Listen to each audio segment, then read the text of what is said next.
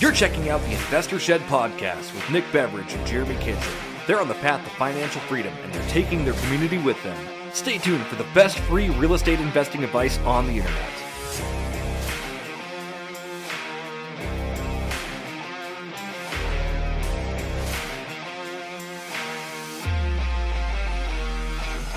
Welcome to the Investor Shed podcast. I am your co-host for the day, Jeremy Kitchen, here with the man of the hour, Mr. Nick Beveridge. Nick, how's it going today? Awesome! It's Friday. I'm excited. I'm excited to get going with the day. Got a lot going on. How you doing? Speaking of getting going with the day, we don't even have a guest on today. It's Nick and I talking. We're having a really good time talking about businesses, talking about how we're scaling or unscaling. You might want to check it out and figure out who's doing what. It's a really good episode. I think we had a lot of really good information. What do you want to add to that? Yeah, for those that want to just hear like how our businesses are doing, and then we talk a little bit about hard money and how that process works. So we're not just gossiping about ourselves the whole time. We actually get into some educational content about the market's doing and how hard money loans work for those that want to know. Mm-hmm. And I think it was a very personal podcast, and we just took off our shirts, metaphorically. we hypothetically and metaphorically got naked in front of you for your viewing and listening pleasure. So what kind of snack should somebody be listening to on this one, Nick? Eating? I think, if you can go to the store real quick, get a blueberry muffin, come back, start eating it, make a mess all over your desk, you're going to enjoy this podcast. Yep, I love it. I love blueberry muffins. Let's make like a muffin and dive in. Speaking of diving in, here we go. All right, welcome to the Investor Shed podcast. We've got a special one for you today. It is just Jeremy and I. What's up, Jeremy? Nick, how's it going today, my friend? It's going great. It is Friday, and one of my properties is having an estate sale. Selling it, it's closing on Tuesday, and there's a whole bunch of stuff there. There's 2 Airbnbs full of furniture and a shop full of stuff. And I've got this company that is handling everything, and it feels awesome. I'm going to cash out of this property finally. I love it. Stop the financial bleeding, so to say, a little bit. This will be a good one for you to sell for sure. When's it close, by the way? This one closes on Tuesday. Okay. Cool. I'm going to sign on it today. But yeah, it's just going to feel good. I've got so much cash invested in this property, and it wasn't, since rates just shot up over this last year, I wasn't able to, get that sweet 4.5% that I was kind of expecting. So it just didn't really totally make sense cash flow wise. When I ended up I refied it at like 8%. And it was kind of paying for itself, but it had a lot of cash tied up. And I'd rather deploy that cash somewhere else. Yeah, now's a good time to deploy it elsewhere, absolutely. So like you said, though, this is kind of a cool episode we're doing. It's just you and I. We don't have a guest. We're just going to be kind of literally shooting the shit about business and about life and about the podcast and about how we've grown and what we're looking to do. So I'm excited to do it for sure. Yeah, we're going to be shooting the shit, just as Jeremy said, and hopefully you guys can handle that. You're going to love it. So, Jeremy, what have you been up to this last year? So this last year has been a really cool year for me. Honestly, like I've had a ton of growth, and I don't want to say that I'm done growing because in order for me to say that, I think I'd sound very ignorant.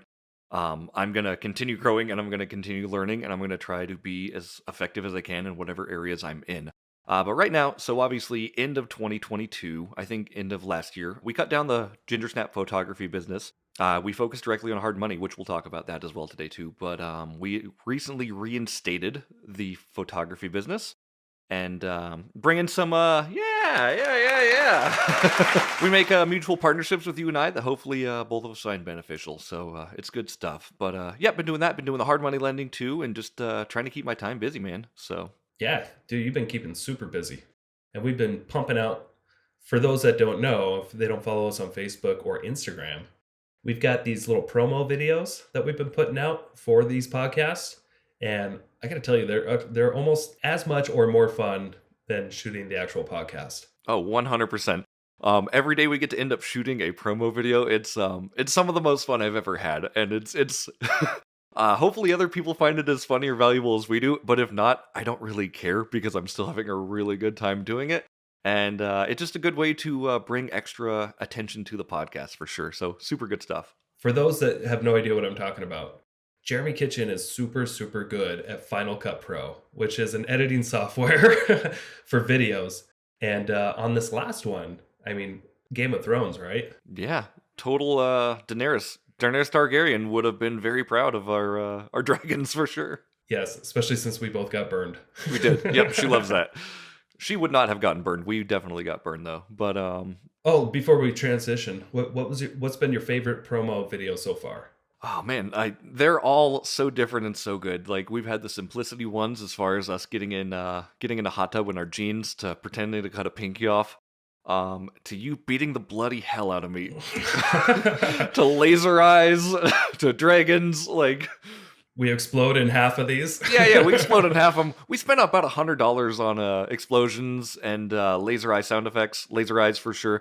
That's a business write-off, so we're absolutely going to be using those for business purposes. I hope you enjoy our business content with it. We hope you enjoy it. Yeah. We're doing this for you guys to take a break from all the minutia of talking about real estate investing and loans. It could be a little boring, so we got to spice it up, and we got to catch ourselves on fire digitally. That's exactly what we got to do, and it keeps things exciting. And every day, I'm excited to do a podcast with you, and every day I'm excited to go shoot a promo when that happens. So it's turning out to be a really good thing. I'm excited for it. Yeah. So we've actually we've recorded about double the amount of podcasts we've actually have released so far. Who has been your favorite guest so far? And I know they've all been good, trust me. But what stood out to you the most? Or who did you learn from the most? Sure. It's hard about what I've learned from the most. I mean, honestly, when we're doing these podcasts and people are being incredibly informative, I'm taking notes. Like, I'm learning from the investors and the people doing this at a high level, just as we hope you are.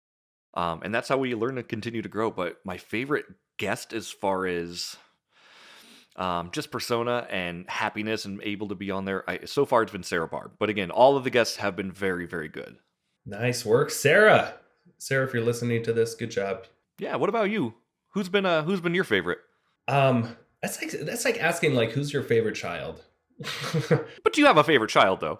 Of course. Yeah, it's Aubrey. Right. Yeah. Sorry, Holden.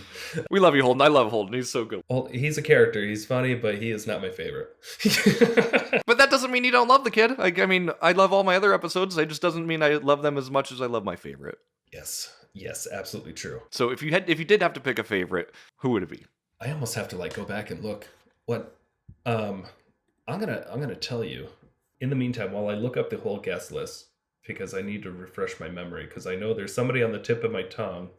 Why don't you tell me what was the funniest part of doing all these podcasts? Like who's been the funniest guest, do you think? The funniest guest, man. You're really putting me on the chopping block here. I don't know, really know. Yeah.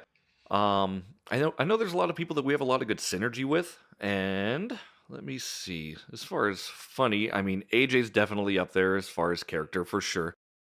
AJ Sheffield is great. Joe Turner is she's just high energy. Love her as well. Again, this is nothing wrong with any of the other guests we've done. We've had a lot of cool guys on and a lot of cool ladies. Yeah, probably AJ might have been the funny guy for me. Here's my favorite podcast so far. Michael Porsche. Michael Porsche. I did like Michael Porsche as well.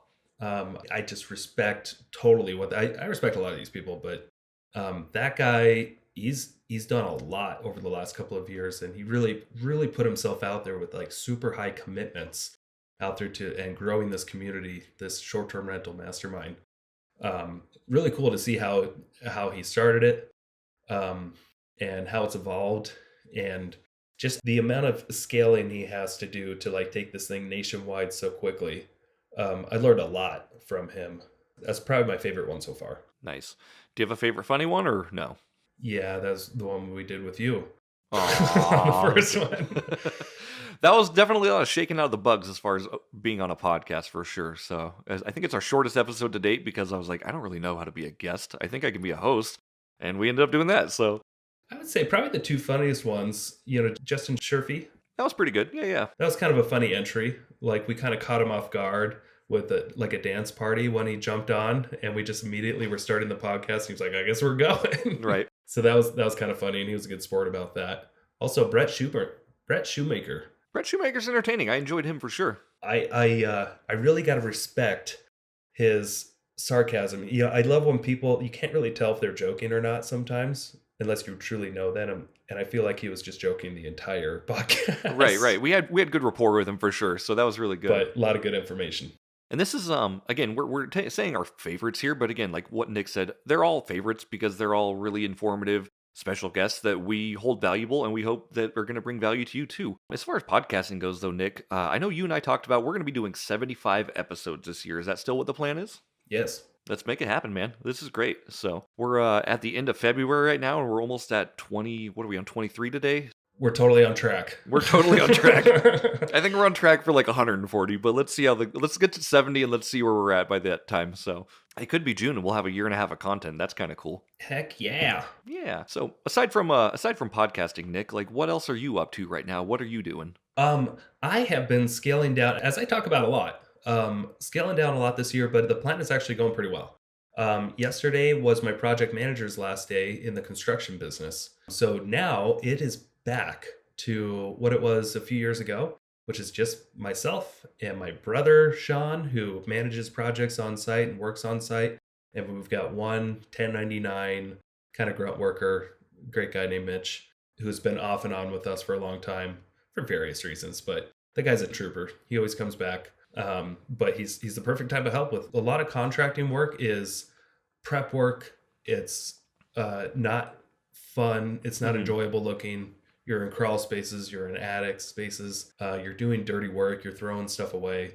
That's 80% of the job. Oh yeah. I think, we're scaling down. I've got 9 projects left between fix and flips and new construction builds and most of them are just about done. So 9 projects left, and I think I've got 5 on the market, a couple under contract. So like a year ago, I had about 20, 23, 26 projects going on. And what I've learned was that it's just too much. Everything took way too long, never enough capital, because with these projects, you may think you have enough money, but you never have enough money. And when the economy does what it did, and you have inflation and construction prices go way up, and you only had certain budgets, I used to be able to withstand a little bit of that when I had 1 or 2 projects going, crap, I need to come up with another 40 grand.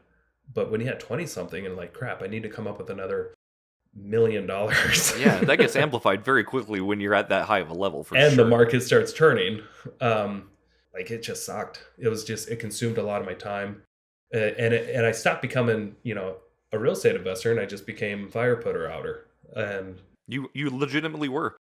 And all I was dealing with, for at least almost going on a year now, has just been dealing with problems day to day, money issues, trying to figure stuff out, trying to get projects done, hiring people, firing people, hiring people, firing people.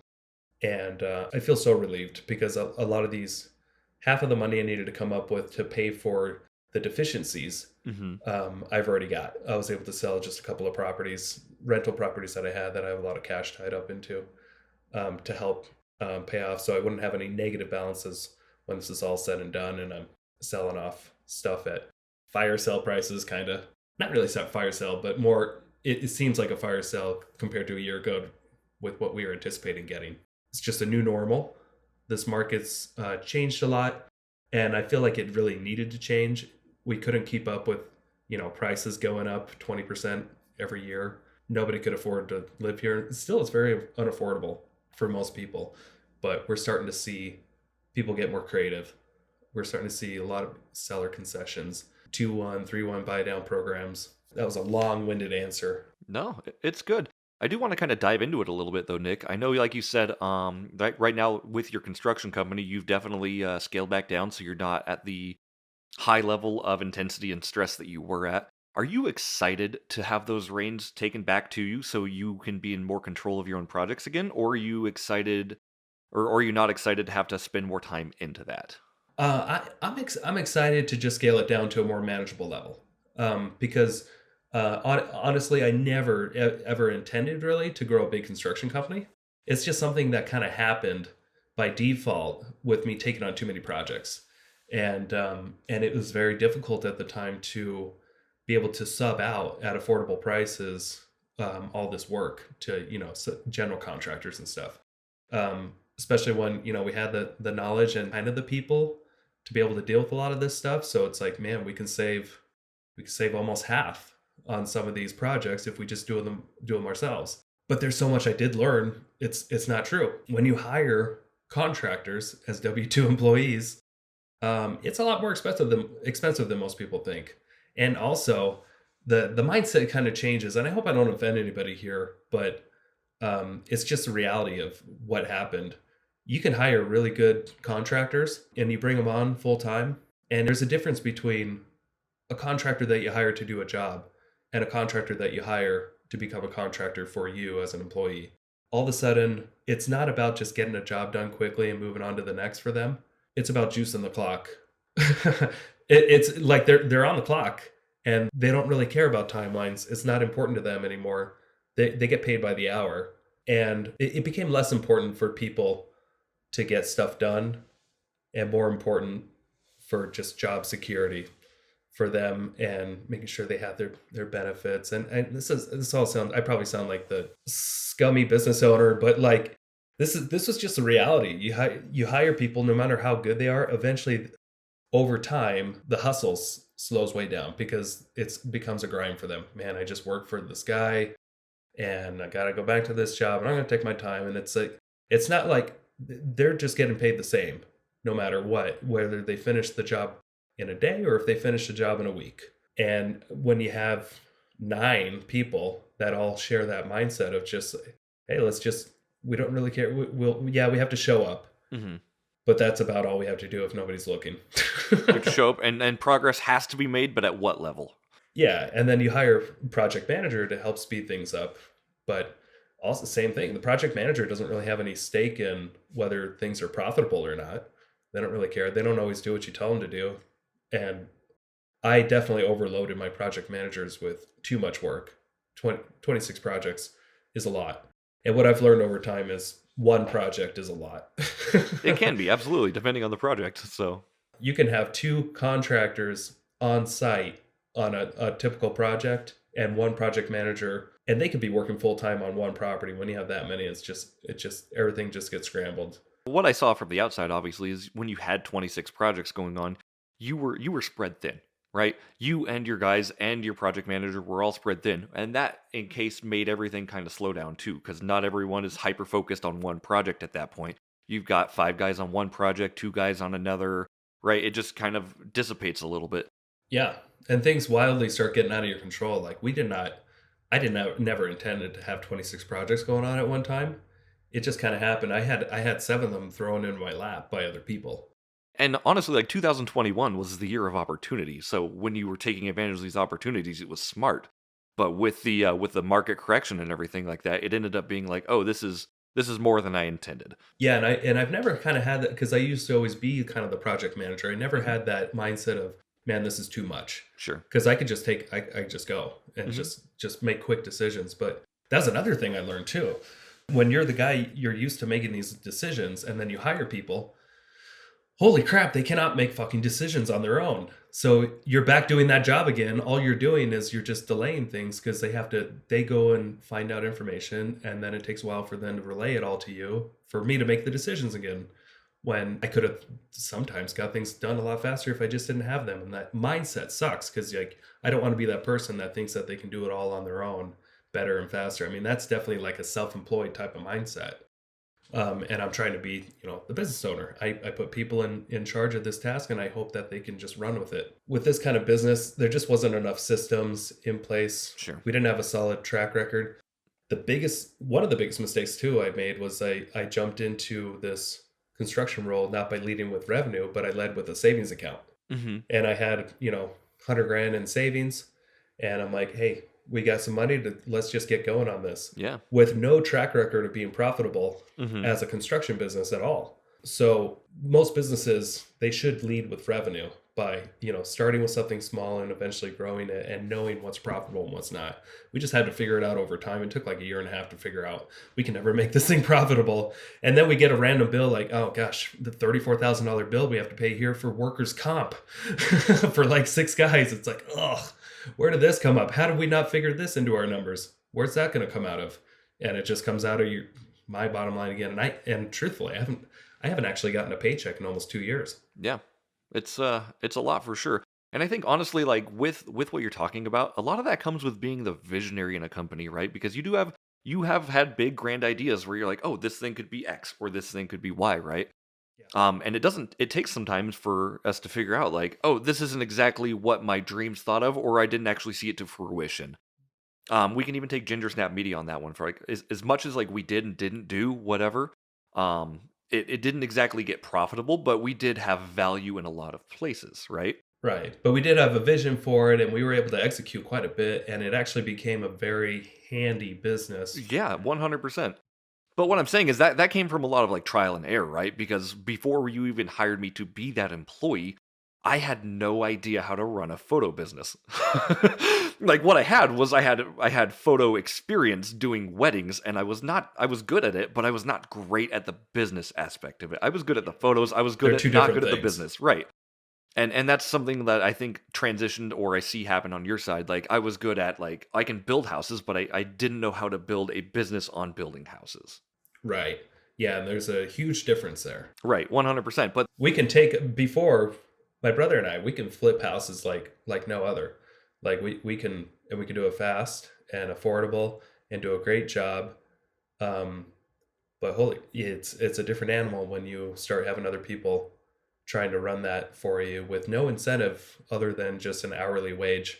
and I think playing like devil's advocate on your employees and project managers here, like obviously, they want to make sure that they're not doing bad by you as far as decision making, right? So maybe that's where some hesitation comes in as far as making decisions. Like, oh, do I if I make this decision, is there going to be backlash from Nick? So what I should do is I should just ask Nick, right? That's Yep. the shortest distance between 2 points is a straight line. So it's it again, not playing I'm just playing devil's advocate to them a little bit. Like I think they did what they could with what they had. Yeah. And I'm not and I don't want to blame anybody here other than myself, for what happened. It was just something that I learned that, we didn't have enough systems in place to be at the level that we were. And that's why it failed. Um, because we just jumped in without growing it to that level. Instead, we had a savings account, we brought on fresh new people, and we kind of had an idea what to do. But it's something that should have started off smaller. Yeah. Hindsight's always 2020 in this stuff, man. I'm still proud of what you've grown. I'm still proud of what I've grown. Like it's and you don't learn unless you're doing shit wrong. Like I'm not a perfect business owner. I'm not a perfect person, but like every time I do something wrong, I'm like, okay, how can I do this better next time? And in that mindset, I've learned to be not just a better business person, but a better person. Like I'm a better person for my friends, my spouse, my family, because I've learned and went through some shit to get there. Yeah, totally. And what I'm really grateful though is that we still have this real estate sales business, and everybody's still there. And I was absent a lot this last year, and I'm just so thankful that we were able to kind of grow. Like with Joe Turner, she helped me grow this business that truly doesn't need much of my attention, because we did lead that one by revenue. We did it differently. We didn't just jump into this big team without any experience and just a savings account. We grew it over time. We led by revenue. We started off small. I started off very small, by myself 12 years ago, Yeah. and grew it into what it is. And it didn't collapse overnight, like a house of cards, even though I wasn't present for most of all last year. And I think that's a big difference. We kind of, with the construction business, it was definitely a house of cards because it wasn't built with the proper foundation. And going forward, if you do start any other business ventures, what's the first thing you're going to do before you get into that business? The first thing I'm going to do is really reflect and ask myself if I really want this, because it's going to take a true commitment of time, money, energy, resources, and other things that I'm working on will start to become less important, either directly or indirectly, and people are going to notice that. So if I ever do start up another business, which I'm sure I will, I just got to be able to really reflect and make sure that it's something that I really want to get into, knowing that it's going to take time away from everything else. And is that going to be okay? You definitely have to nurture things in their startup and give them the time necessary they need to grow. So yeah, 100%. Yeah, but the real estate sales business has been a solid rock for you guys.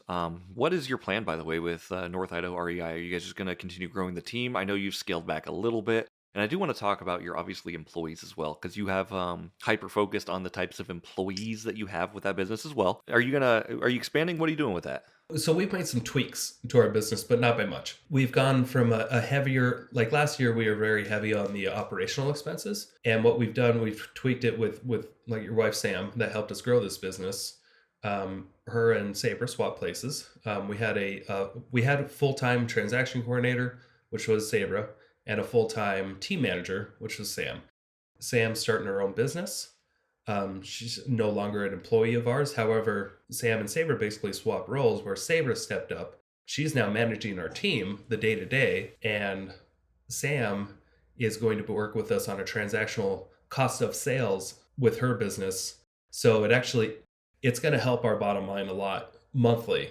If we do a lot more volume transactions, we're still going to be probably spending the same amount or more, because we'll have transaction fees. They only come off the income of a property that closes. The difference is our operational expenses have come down a little bit, and our cost of sales will go up a little bit. So there's not a huge difference with the bottom line. It'll just be easier to stomach the monthly expenses if we have slow months. Also, what we're doing is we're incorporating wholesaling on our team as investors and adding a lot more structure and policies to that process. Because before, we've had agents on our team that would wholesale properties, which is great. It's something new, but we didn't really have any kind of protocols or systems in place because we pay for a lot of the marketing. We do all the coaching. We'd help with the vetting the deal. And then if they wholesale it to somebody and make money, it's all theirs. And we've had a kind of a come to Jesus moment with my partner and I, Joe, really where we see this business long term and what can we sustain long term with the expenses, because we spent 200 grand running our team last year in operational expenses, and we didn't kind of had the same kind of profit margins that we did in years past at all. And a lot of it was due to agents on our team doing personal transactions, which was totally the goal anyway. Oh yeah. The goal from the start was to bring on agents that we can help them become better real estate investors and someday not have to sell real estate. Real estate is more like it's the real estate sales aspect, being an agent on our team. That's kind of like your bread and butter income while you build a real estate investing business on the side to eventually retire. But a lot of agents on our team, they really like wholesaling, and we wanted to incorporate that into our business to where it makes sense for all of us. So we're going to handle a lot more of the dispositions and upfront marketing and just be a part of it like it's a normal transaction on our team. Thankfully, the agents, there wasn't a whole lot of backslash. There was obviously some shocking, like, what? But there was a lot of negotiation back and forth, and they're still on our team. So I think they know it's a fair deal. Right. And we're going to be more involved and be able to make it easier so that there's very little gray area in doing personal transactions on the team. Nice. I think that's really good because obviously the whole point of the team is you want to make win-win situations. You want to create investors and agents who are loyal and happy and like enjoy your service, right? But again, it's got to be win-win. So you guys have to be winning a little bit on this too. You can't keep pushing the team up as the ship sinks, so to speak, right? Exactly, because that would be worse for everybody. Right. Yeah. Yeah. If you guys go underwater, like that's bad. The agents on our team like being on our team, and if the team doesn't bring in any money, we got to shut down the team. So they don't want that either. They understand we have to capture some of the income that comes in. It's a partnership. And that's what a lot of people don't understand about real estate teams is that, you're not working for a brokerage. We hang our license at a brokerage just like the agents on our team, but the team is a partnership. And we're doing certain aspects of this real estate transaction, helping them, and they're doing certain aspects of it. The ideal partnership is like we're trying to take care of 80% of the actual day-to-day work, while they just focus on the 20%. And then commissions are split 50-50. So ideally, they're making more money on our team than if they were to go off on their own, or at least with the time that they have. Sure.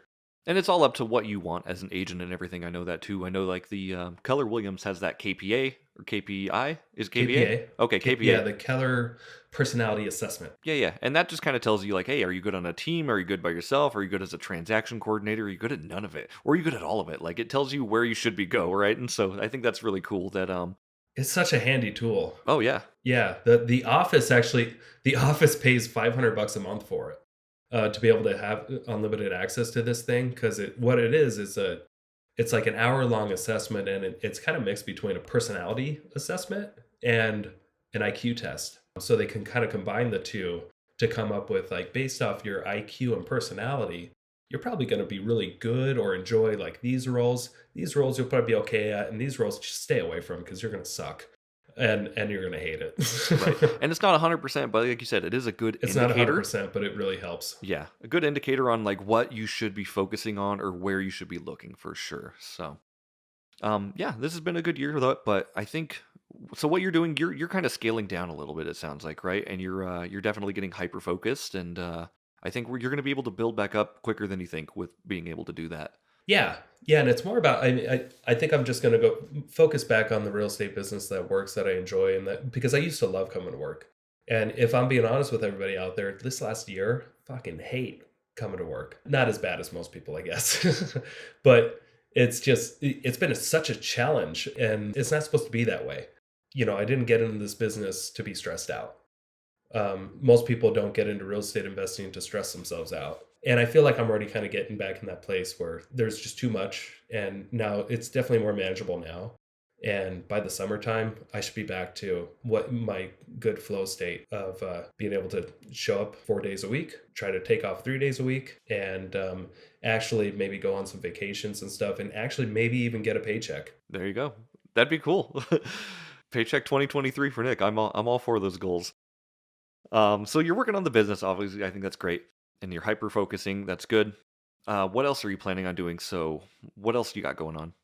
So you and I have this hard money lending business that I'd like to talk about because I feel like we don't mention it enough, and I don't know if enough people out there understand what we do. But for those that don't get it yet, who have been listening to our podcast, I help people buy and sell real estate, and Jeremy helps people, investors, get the money to do your investment projects in mostly in the Washington, Idaho areas, but you can lend in other states too. Um, if you don't mind, what did your last deal look like that you closed? And how long did it take?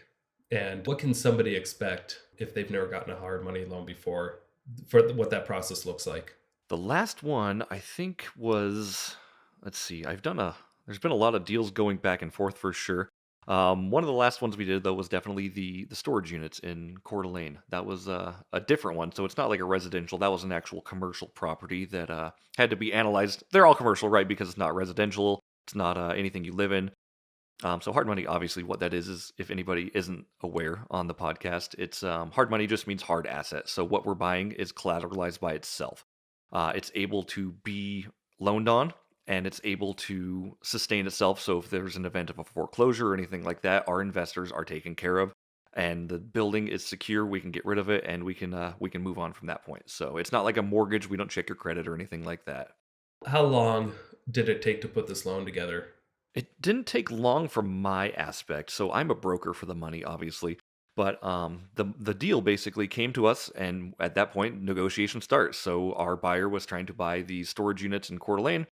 He told us his purchase price, how much it's actually value added at, what he plans on doing with it, and it's my job to go to my lenders and say, "Hey, man, this is what we got here. What can we do to make this deal happen?" What was the rough purchase price? The rough purchase price on that one, I think, was 600,000, if I'm not mistaken. Okay. And do you remember how much of a loan they were requesting? They were requesting, I think it was 480 on that one, and we ended up needing a little bit more from him to come to closing on that one. Okay. So he brought almost 200 grand down. Yeah, just about 200 grand on that one.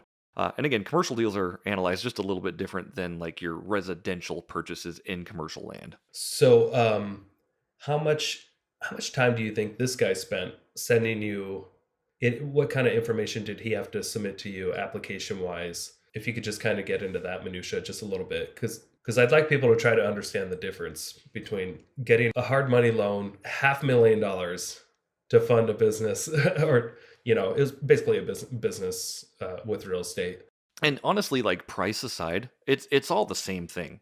It's all the same protocol that we do. The first thing we're looking at is we're looking at the deal itself. So do you have something under contract? If you have something under contract, send me over the purchase and sale agreement so I can actually take a look at what you've got it under contract for. At that point, I'm going to be asking them, "Hey, are you looking to get any rehab budget in this? How long are you looking to have the loan? What's your down payment? I'm looking at those things basically before I present the package to my lenders. And again, it starts with the deal itself. As far as any hard money deal, we're looking for a really good loan to value. And the better the loan to value, the more secure the loan is against itself. I know you and I were kind of talking about that. Typically, a good loan to value on anything for hard money is anywhere in the 70 to 80% land. Yeah. Do you remember what this property was kind of valued at? I know you said he purchased it for 600. Yeah, it ended up being valued at, I think it was almost 900,000 if I'm not mistaken. Okay. So he was already getting a good deal. Yeah, he already had a good deal he was doing. I don't have the exact numbers in front of me, unfortunately, but that's the rough area for that. So yeah, definitely it was worth more. He planned on painting it up, doing a couple things to the facilities themselves, adding a gate and fixing it up. So obviously doing some value add scenarios that increase the net operating income of it. Okay. So was that value before or after repairs? That was after repair. Okay. Do you remember how much money he needed? He didn't need a repair budget in that one. He had everything all taken care of himself. Okay, gotcha. So he had his own repair budget. He didn't ask us for any extra money in that. So he was bringing to you a deal and he needed a loan for, let's say it was 60% of what the actual value was of this property. How many hours would you say it took for lenders to make up their mind that they would fund this deal? For the lenders themselves, I'm sure it took a good, 10 to 20 hours because you got to look at, okay, what are things. And again, this one was a storage unit, so it's not our typical, 3-2 and Coeur d'Alene. Yeah, there's some due diligence involved. Sure, yeah. Due diligence, they had to make sure that he had basically the 5 C's of capital, right? So your capital, your character, we want to make sure he was a good person. Collateral, we had to make sure all these things were in play before we actually did a real due diligence on that. But we got all those things. We established that the loan was good, and we made it work. So 60% loan to value ish. The lenders probably put 10 to 20 hours of due diligence into it on their end. Do you know how many days that equated to get back with this guy on a decision? It wasn't much. With hard money, like a lot of it, we're able to move super fast. So the time you get me a purchase and sale agreement, we can have a decision for you in 2 to 3 days, typically. On yep, we can fund this. No, we can't. And if we're all in agreement, and if we're all like, hey, this is what we need. This is what you need. Can you do this? Can you do this? Let's make it happen. Yeah. So anything is really fundable. It's just going to depend on the down payment and the collateral. To be honest with you, like. However, we can secure and collateralize that real estate asset against itself, we're absolutely able to do that. The thing I like doing a lot too is if you have any free and clear properties or any high equity investment properties, we can use the equity in those to be in lieu of a down payment. Yeah, there's a lot of different ways to get creative with it. So with this last deal, he brought you the information. Do you know how much information he had to bring to you? It wasn't much. We don't ask for a ton. Again, we don't do like credit checks or anything like that. What we do look for is, again, your purchase and sale agreement. We're going to look for your basic info, driver's license info. If you're married, primary address. I do want a screenshot of your credit score. So we don't actually run the credit, but we do want to So you make sure don't that actually pull credit. we don't actually pull credit. Yep. This is a That's commercial pretty loan. big. Yeah. And again, but that's the thing though. So this is not going to be used for a mortgage. It's not going to be used for your primary residence. It's an investment property. And the reason for that is obviously Dodd-Frank, because we can't lend on any sort of residential properties. So how long was his loan good for? His loan was a 12-month loan. Okay. And what happens if he goes beyond 12 months? If he goes beyond 12 months, typically what happens is 1 point, and that's 1% of your loan value, a fee basically. So 1% of the loan value fee, and then we continue taking the monthly payments for the next 12 months. Okay. So it just auto extends. Yep, it auto extends for up. It So auto it's not extends. like he gets foreclosed on. He does not get foreclosed on. But with anything, though, the more you're in communication with me and the more I'm in communication with my lenders about it, the easier it's going to be for everybody, right? So if you're dodging my phone calls, if you're not calling me back, that's a problem. My lenders are going to start being like, well, I don't like that, Yeah. With a lot of these things, like there's leeway. You can ask for extended time. You can ask for, hey, this isn't exactly what I need. I end up needing some rehab budget. Cool, man. Let's talk and let's reevaluate the loan and see what we can do. So, and I know this is going to be different for every deal, but what's the average interest rate that people could expect annually and potential points? Sure. And again, like you said, it is going to be deal dependent for sure. Average on something, just so say an investor who's done maybe 1 or 2 deals and has a little bit of collateral, what we're looking at for interest is usually anywhere between 9 and 11% annualized. Points go from 2 to 4 typically. I've seen a lot of 3, I've seen a lot of 2 right now. So again, it just depends on how secure the deal is, how trustworthy you are as your character, and what terms you're looking for. Because honestly, if you're looking for terms and you're looking for, say, you bring to me a deal, you're like, I want 2 points and I want, 9%. Cool. I'll take it to my lenders and I'll see what we can do.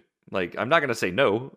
Here's something I want to point out for those investors. They're kind of maybe on top of things when it comes to what's going on in the market, but they haven't done any deals yet or got any loans. Hard money used to be looked at for the longest time as like a really expensive option because you can get a conventional loan in the past, or for the past decade or so, at like 4%, 5%. And hard money was always, somewhere between 9 and 12, right? Mhm. However, interest rates have shot up for consumers and, these government, big institutional loan rates to almost 7% for a normal home that you go out and buy and move into. However, investment properties, they're about a point and a half higher. So if the average interest rate is 6.5, 7% for a normal home, guess what? An investment property, it's going to be like 8.5, 9%. And guess what? Hard money rates, they've stayed the same. They have not gone up, 4 or 5 points. And a lot of that too is like, so with our back end on our hard money lenders, like we have a catalog of lenders who have about $250 million to lend. These are just normal people living normal day-to-day lives who want to see their money survive inflation, right? And if your inflation rate's at 9, 10%, like that's what they want. They don't want to get a crazy return, but they want to make sure their head's staying afloat. Yeah, they understand that with inflation, their savings just gets eaten away at every year. And if they can be invested in these loans, then maybe they could just stay afloat.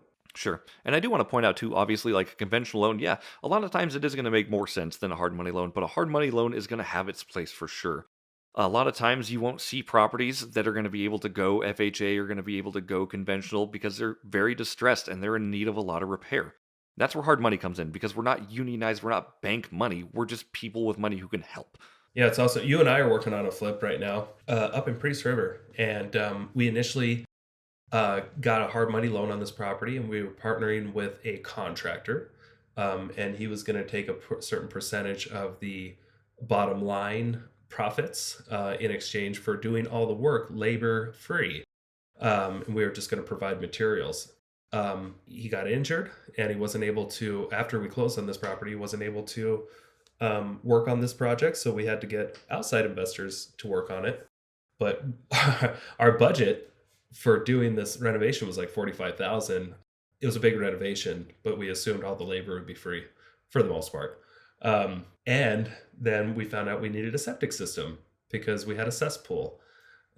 Something in the future I will definitely be getting scopes on older homes. I know experienced investors always kind of, it's funny in classes they kind of mention they always get scopes. I should have got one on this one. Yeah, this is how you live and learn, man. Like again, us going through the trials is what makes us better investors. Yeah, trying to save a couple $100 on a sewer scope ended up costing us $15,000 at least, because septic systems are not cheap these days, and they're especially not cheap if the property doesn't line up perfectly, and they have to make adjustments throughout the property to get the drain filled just right. So we had this $15,000 unexpected expense, and then we also had the labor is not free anymore. Yep. That was another $27,000. So it was a hard money loan. If I got this loan at a bank, it would not be that easy to go back to the bank and be like, hey, can you give me more money? One of my partners isn't doing the job for free anymore. And now we got to do a septic system. It just wouldn't play out that way. But it's a hard money lender. All we had to do is go to the hard money lender, tell him what happened. Just say, the hard money lender is a reasonable person. And he's just like, yeah, I want to see this job get done. I'll send you more money. 40 grand? Okay. He sent us another, they're invested in it too. And that's the beauty. It took hardly any effort. I had to email the title company and ask for a loan modification document, and they already pre-filled it out for me. The lender signed it. We sent it to the escrow company, and then they just deposited another 40 grand into the deal. And the problem was solved. It just took more money. What I was going to say about that, like with you though, obviously, even though like with the whole sewer thing ended up costing us an extra $15,000, the way this still works is you got a good enough deal on the property, right? Yes. Again, it's going into that loan to value. You were able to get that $40,000 because we could go to the lender and say, hey, this is still going to resell at, 350, 375 or whatever it was. Everybody's still going to get made whole. Yeah, everyone's still going to get paid full. What we just need is more money, and that's going to bring more money into your pocket while we're making payments anyway. Yep. And again, it was secured and collateralized by itself because the after repair value still made sense, and that's what makes real estate investing so cool. There's a little bit of room for slip up, but just make sure you're still running your numbers and you're doing your due diligence. I was going to ask if you knew about this sewer before we bought the property. Would you still have bought the property? Um, yeah. Me too. I just wish we had the money for it in advance, but we eventually got it taken care of because it was a hard money loan. And what's great about hard money loans, again, you're not dealing with an unreasonable bank who doesn't care about the details. You're dealing with somebody who does care about the details, and it's their money. And they'd like to see this project, just like he said. I don't know if you're on that call, but he's like, yeah, I want to see this get done, and I want you guys to have what you need to get this project done. So yeah, let's look at the numbers again. He did want to just verify values. Could you send me comps again? Here's recent comps. It's like, oh, okay, so we're going to be fine. Yeah. All right, send the money. And I do want to point out to anyone listening, obviously hard money is useful, but what's going to be the most useful out of hard money is building the relationship with your hard money lender. So these hard money lenders that we've worked with are all people that we've shown we can have a track record that works with, right? Because if you were not performing on any of your loans, your hard money lenders aren't going to be like, well, I guess I'll give you more money. They're not going to give you any more money because you have no trust in them. And since you've built up trust and rapport and you've shown you can do your job time after time, your lenders are going to be more apt to work with you.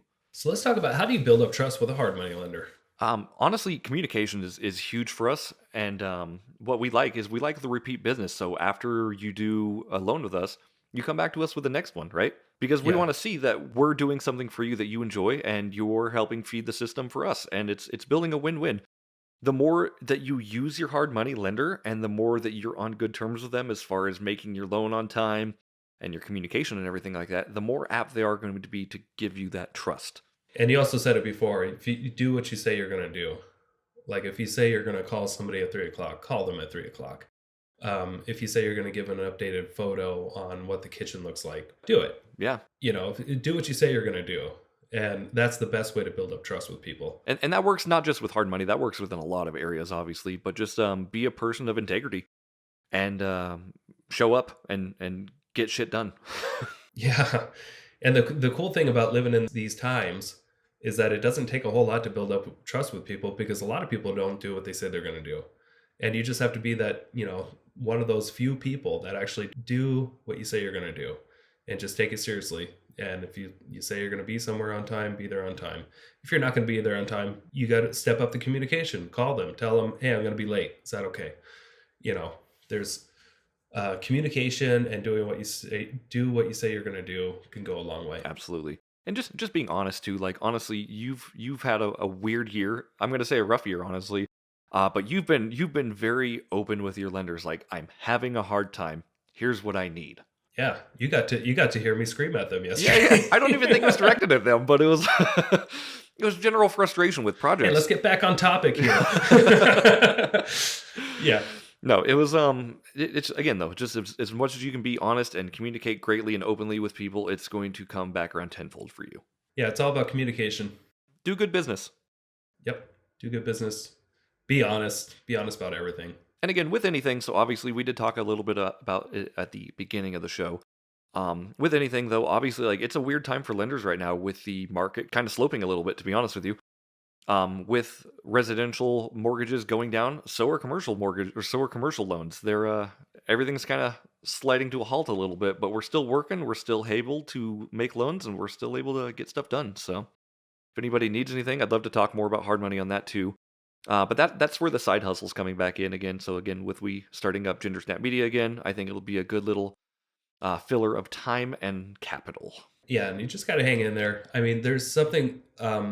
If you take a few steps back and look at the broad picture, we're still in a unique market where there's still actually more going on now than there used to be in a normal market.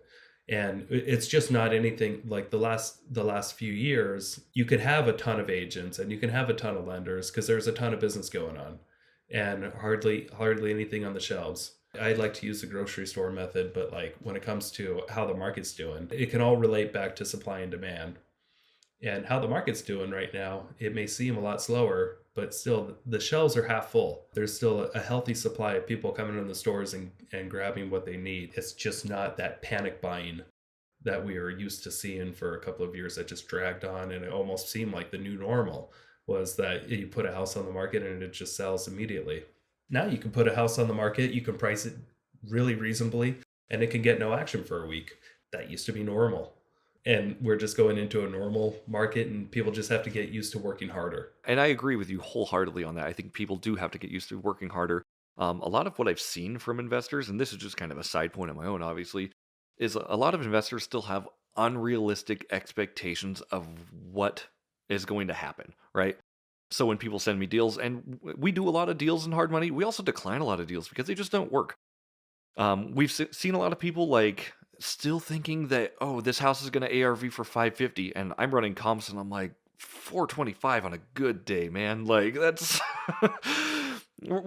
we're not where we need to be. So and since we're not where we need to be, your loan to value is not where we need it to be. And again, it's some deals work, some deals don't. That's just the name of the game. But having realistic expectations and honestly, even being kind of conservative on your numbers is a good way to look at things because the market either could go down. If it goes down, you're weathering that storm. If it goes up, you are in good position.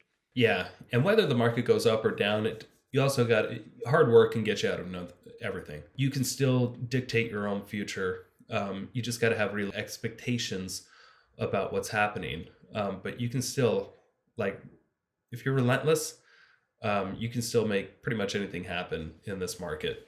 Even if the market continues to, I mean, I feel like it's been plateauing for a while, almost since November, and it's actually picked up steam with the investor world. I think there's a lot of competition out there. There's a lot of hard money lenders out there. The cool thing about us though is that we're backed by people that have been doing this for a long time, and they have a lot to lend. I love that, but Yeah. what I love most about my lenders is their integrity. Like if they say they're going to do a deal, that deal's done. We are good. We are sticking to our word. If they say we're not gonna, obviously, then like you probably shouldn't be doing the deal because it's probably not a good deal. Unless it's landlocked. Yeah, unless it's landlocked. We learned that as well. Obviously, things were. Yeah, we'll do this. Wait, you can't get to the property? Yeah. Oh, it's got no utilities. Oh, it's got no. Oh, it's recreation only. Dang it. And that's something with the due diligence, right? Like that's just a thing that happens. Like, I mean, obviously, It's rare, right? But that information was different than what we were presented at the beginning as well. So, like, we were told that it could be all these things, and when we did our due diligence, like, oh, can't be that, can't be that, can't be that. This is just a piece of land that you can go motorcycling on, basically. And that's not exactly what we want to go lending on. Exactly. You got to be careful. Some people want to get a loan to own. So I do want to I know we are coming up to about the hour mark on this episode. This has been really cool, by the way. I've enjoyed just kind of decompressing with you and just refocusing and re-getting where we're going to be going this next year. Do you want me to kind of do some closing questions on you, Nick? Sure. Okay. I want to know what you think about some of this stuff that we ask some of our other guests. The first one, I don't have my questions in front of me. The next time we do one of these solo podcasts, I'll ask you. Yeah, that sounds good. Like I said, I don't have the questions in front of me, but I got most of them memorized. So if an investor was coming with their first or second deal or they want to get in the game, what kind of advice would you be giving to a newbie getting to start? House hacking.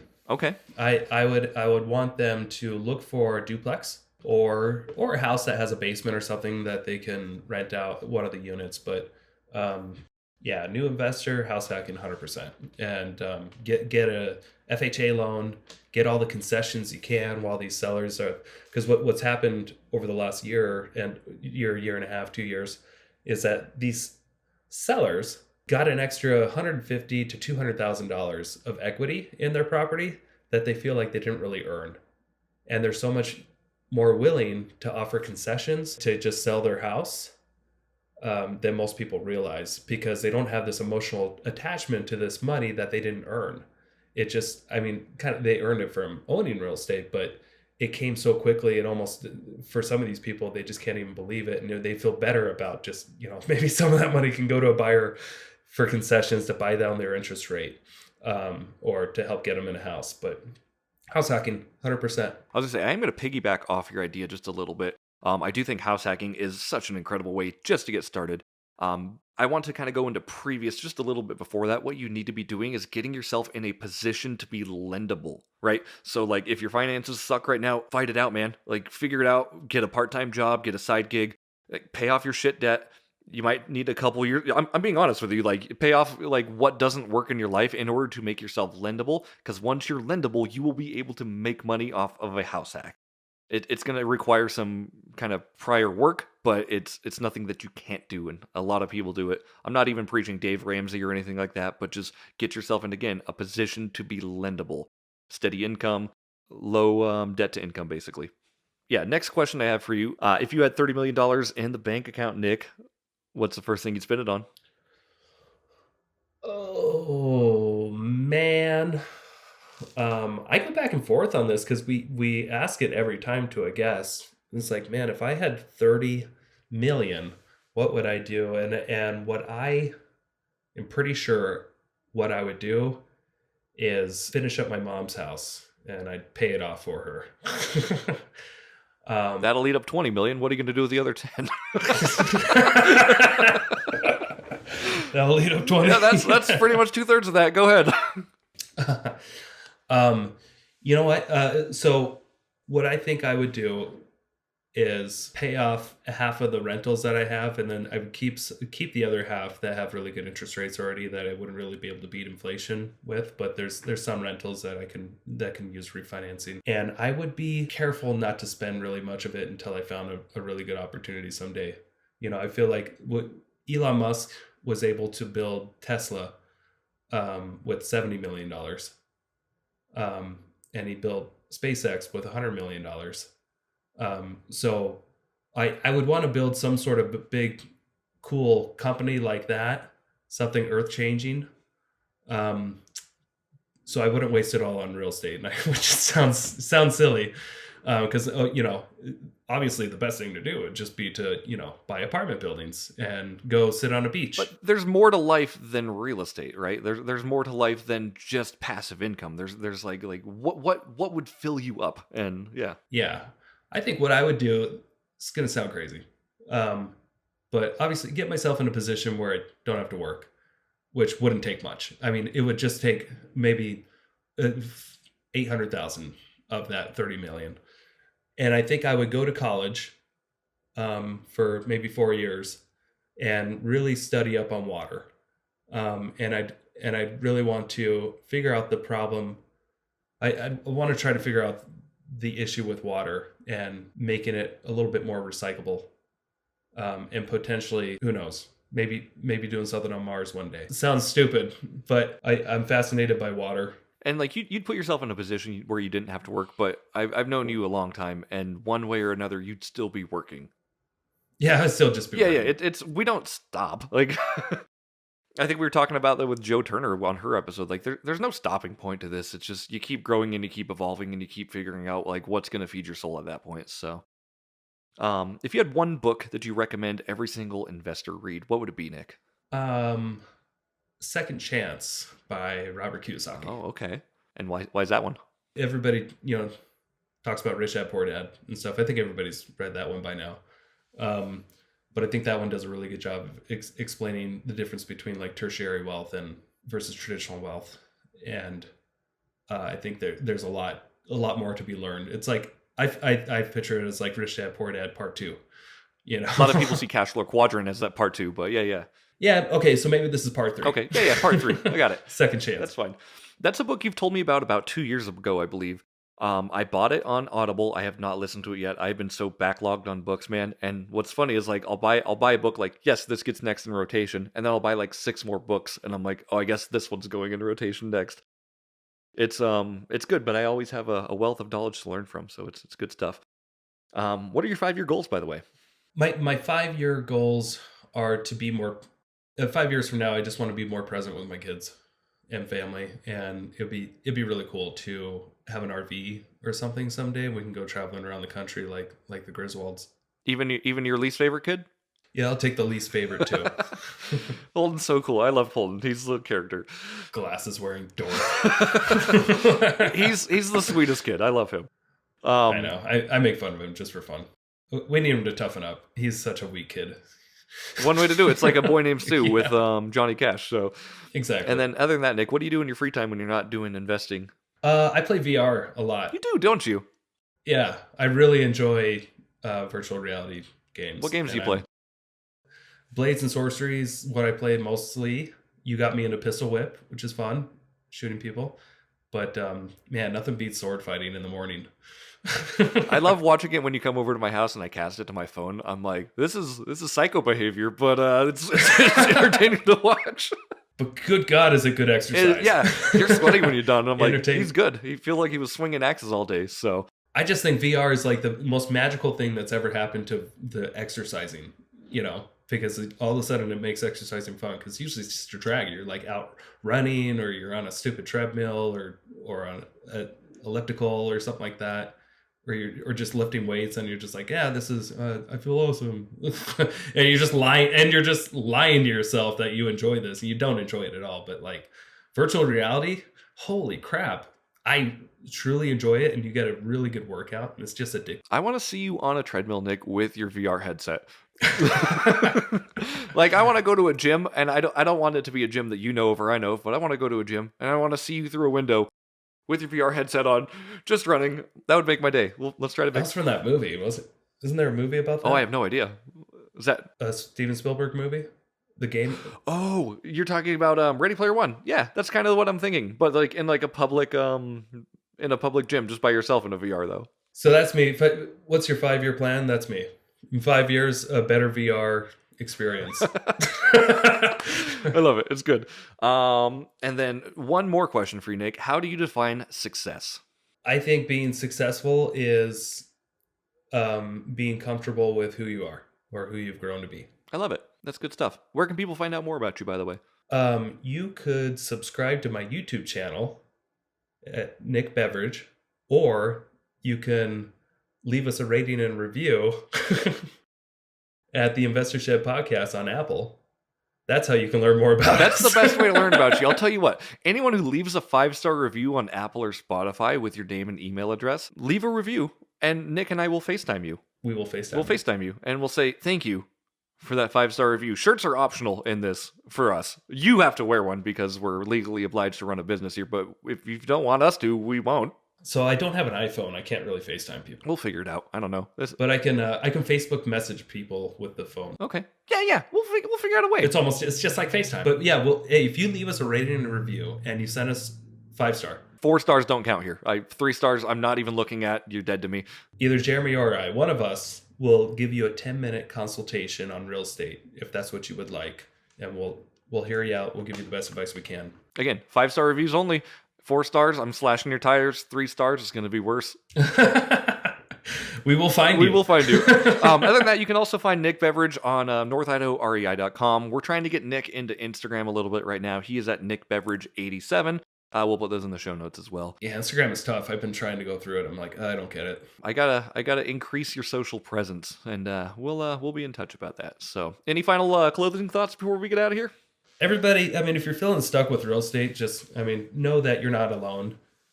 Wait for the right deal. Don't just buy something just to buy something. I did that back in 2008. I just bought something just to buy something, and that didn't turn out well either. So really make sure a deal works. I would recommend go to our website, northidahorei.com.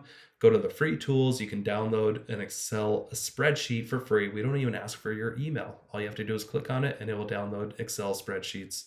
And I would just fill those out every time you're analyzing a deal, and it will tell you if it works or not. So hang in there. There's a lot of good deals to be had in this country. Right. There's a lot of off-market opportunities out there that you probably don't realize.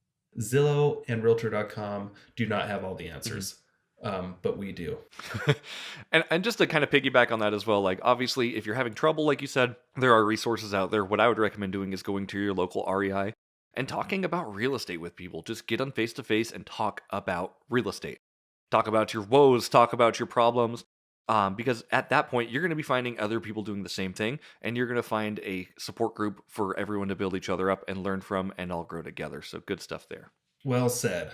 All right. Well, since I'm unofficial host of the day. Yeah, you You turned into one. I turned into one. I'm on the left side of the screen right now, so that tells me I'm the host because I was the first one in the chat today. But yeah, On my side, you're on the right. well, your side is wrong. I don't know what to tell you.